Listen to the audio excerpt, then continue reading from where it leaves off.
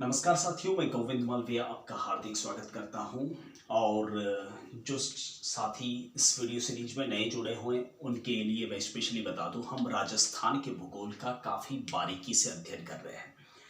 इस अध्ययन के अंतर्गत हम राजस्थान के परिचय, जिसमें राजस्थान के भौगोलिक उपनाम, और उसके बाद में हम राजस्थान के उपनाम के अलावा राजस्थान के भौतिक प्रदेशों को देखा था, हमने भौगोलिक प्रदेशों को देखा था।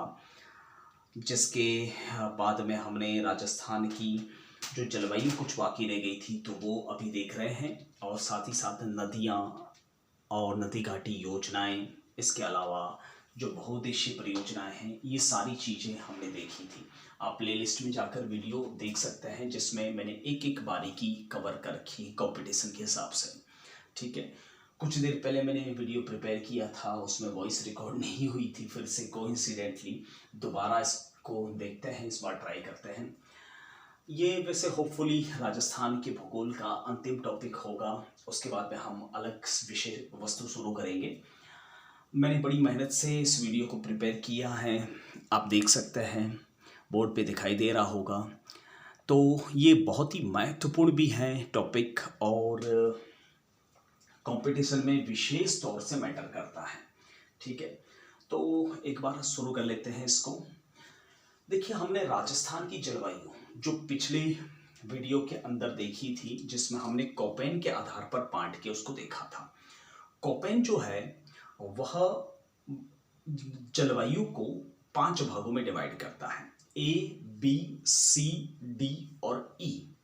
ए जिसमें शुष्क, ठीक है, वो जलवायु जो विषुवत रेखा से 23.5 डिग्री उत्तरी अक्षांश और 23.5 डिग्री दक्षिणी अक्षांश के मध्य होती है, जिसे उष्णकटिबंधीय इलाका कहते हैं।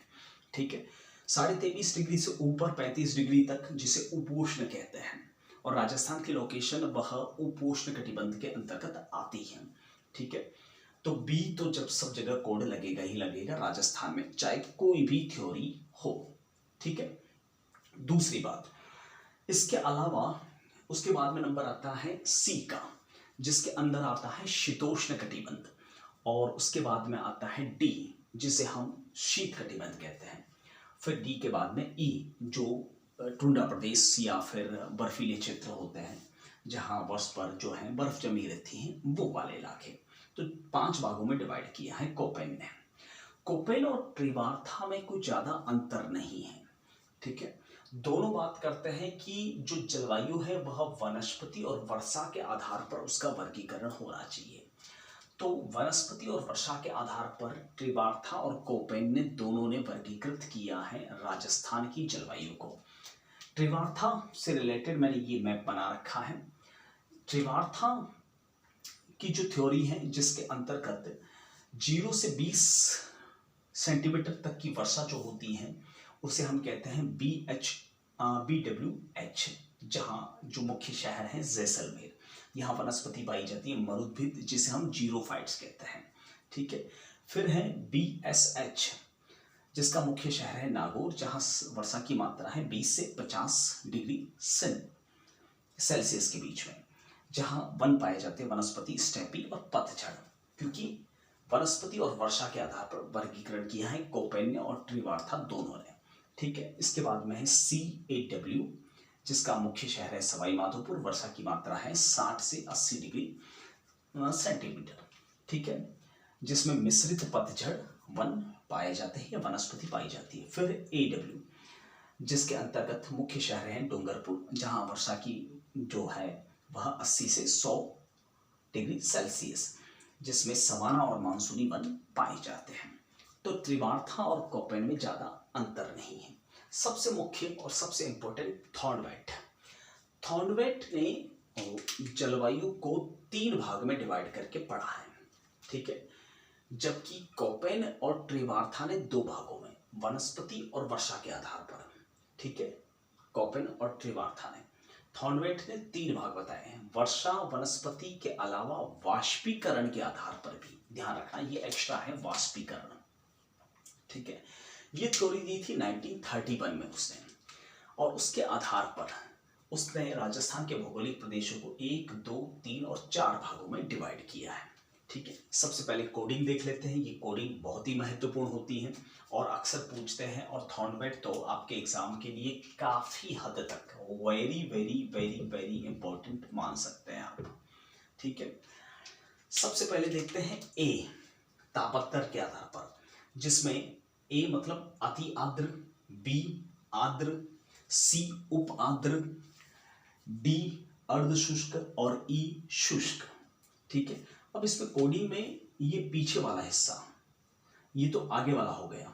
ठीक है, अब इसके बीच वाला बी में जो जलवायु और ताप कटिबंध है वह उष्ण कटिबंध ए, और बी उपोष्ण कटिबंध जलवायु तापांतर कटिबंध के अंतर्गत। ठीक है, और लास्ट में है, आपको दिखाई दे रहा होगा, और वो है डी डब्ल्यू, डब्ल्यू सब जगह दिखाई दे रहा है। डी डब्ल्यू, डब्ल्यू मतलब शुष्क शीतकाल, यानी शीतकाल में ही शुष्क होता है, और डी मतलब सभी ऋतुएं शुष्क होती हैं। ठीक है, देख सकते हैं आप E A D, B D B W and D A W and C A W. वर्षा की मात्रा देखें तो लगभग सेम ही बैठती है। ई A W, E A D, जहां पर मरुद्भिन्न वनस्पति पाई जाती है, वर्षा की मात्रा है 0 से 15 सेंटीमीटर, एंड मुख्य शहर जैसलमेर। यहाँ DBW वर्षा की मात्रा 15 से 20 सेंटीमीटर, वनस्पति है स्टेपी मरुद्भिद DBW, मुख्य शहर बीकानेर। यहाँ पर DAW वर्षा की मात्रा 50 से 80 सेंटीमीटर, वनस्पति है पतझड़ और मिश्रित पतझड़। ठीक है, मुख्य शहर है जो नागौर। यहाँ CAW वर्षा की मात्रा 80 से 100 डिग्री सेंटीमीटर, और वनस्पति है सवाना और मानसूनी। ठीक है, मुख्य शहर है डूंगरपुर। ठीक है, तो एक बार देख लेते हैं CAW, TAW, DBW and EAD। ठीक है, CAW शब्द से ही पता चलता है उष्णकटिबंधीय आर्द्र जलवायु। ठीक है, DAW जहां पर उष्णकटिबंधीय आर्द्र शुष्क जलवायु, और DBW यानी उपोष्ण कटिबंधीय आर्द्र जलवायु, और EAW उष्ण कटिबंधीय शुष्क जलवायु। मैप को दिमाग में रखना है और मैप के अकॉर्डिंग देखना है। EAW जैसलमेर, बाड़मेर का उत्तरी हिस्सा, बीकानेर का दक्षिणी हिस्सा, दक्षिण पूर्वी पश्चिमी हिस्सा, और DBW में जिसमें गंगानगर, हनुमानगढ़, इसके अलावा बीकानेर का पूर्वी हिस्सा, चूरू और झुंझुनू का कुछ भाग। DAW में जोधपुर, इसके अलावा दक्षिणी चूरू, झुंझुनू का दक्षिणी हिस्सा, सीकर, इसके अलावा ये नागौर, जालौर, पाली, सिरोही, पूरा अरावली प्रदेश जिसमें अजमेर, राजसमंद वगैरह ये पूरा इलाका, उदयपुर का जो है उत्तरी हिस्सा, भीलवाड़ा, इसके अलावा जयपुर, टोंक, सवाई माधोपुर, सारे के सारे, जिसमें आपका क्या कहते हैं ये अलवर, भरतपुर, धौलपुर, करौली। ठीक है, ये वाला इलाका, और हाड़ौती क्षेत्र और दक्षिणी वाला क्षेत्र जहाँ वर्षा की मात्रा जो है 80 से 100 डिग्री सेंटीमीटर, जिसमें बांसवाड़ा, डूंगरपुर, इसके अलावा उदयपुर का दक्षिणी हिस्सा, और ये हाड़ौती क्षेत्र जिसमें झालावाड़ और बारां जिले आते हैं। इधर त्रिवार्था के अंतर्गत देखें तो 0 से 20 डिग्री सेंटीमीटर, मतलब यहाँ जैसलमेर, बीकानेर और बाड़मेर का कुछ हिस्सा, और बाकी लगभग सेम है। यहाँ थोड़ा सा अलग है, वहाँ तापांतर थॉर्नवेट ने अलग बताया है, यहाँ अलग है। ठीक है, ये पूरा इलाका सेम बताया है। आप मैप के जरिए देख सकते हैं, मैप बना के एक बार ये इस तरह से आप भी ड्रॉ करके थोड़ी मेहनत कीजिए तो आपको सब कुछ समझ में आएगा। तो ज़्यादा कुछ अंतर नहीं है, ये कोडिंग याद रखनी है। ए अति आर्द्र, बी आर्द्र, सी तापांतर के आधार पर उपाद्र, डी अर्धशुष्क एंड ई शुष्क।